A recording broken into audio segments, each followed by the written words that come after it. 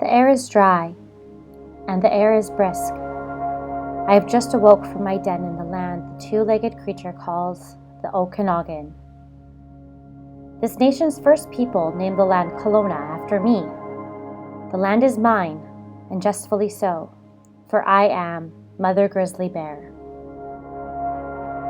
My cubs are young. They were born during the long night. They are hungry, but my stored food is minimal, and I must leave this warm home and go into the land of the two-legged creature called man.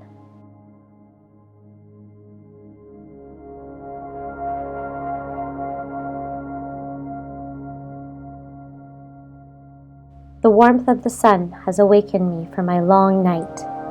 I need some place secluded and away from those funny two-legged creatures they call man.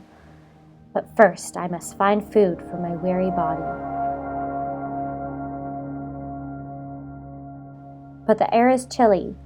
I need to return to my place of warmth with tasty snacks for my young before I embark on a journey for my mate.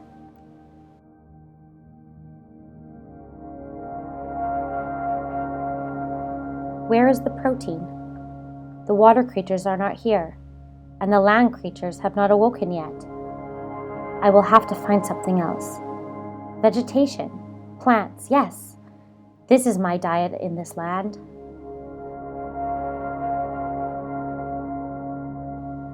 The vegetation in this land is sufficient enough for my young and I.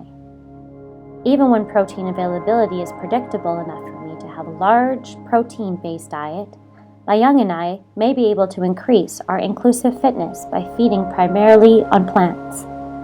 This way, I can acquire enough nutrients after the long sleep without having to expose my young to predators that may exist within the salmon spawning streams.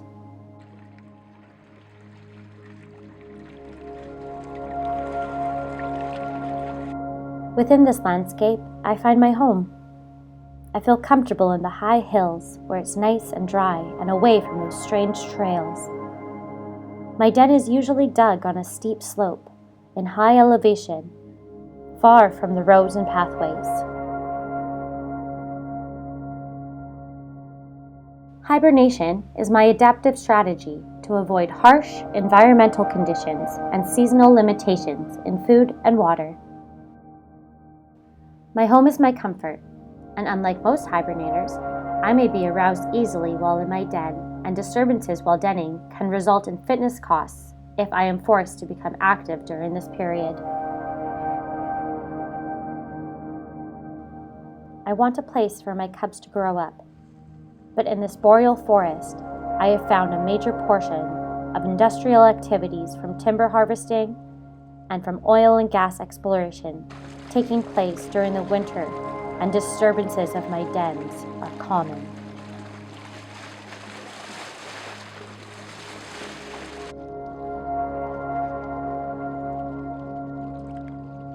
But my kind is becoming more rare in this land.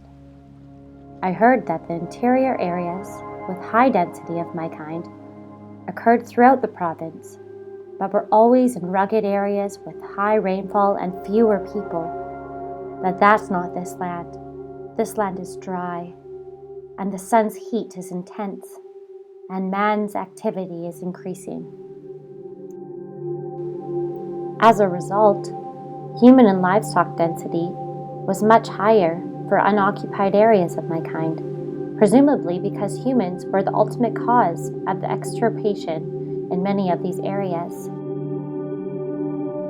This is my problem, for I am an essential part of this ecosystem within maintaining a food chain that benefits these forests.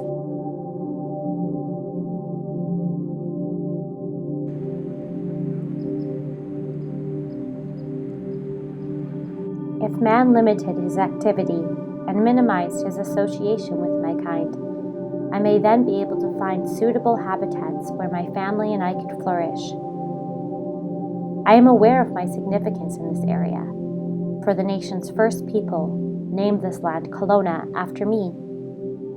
This land is mine, and justly so, for I am Mother Grizzly Bear.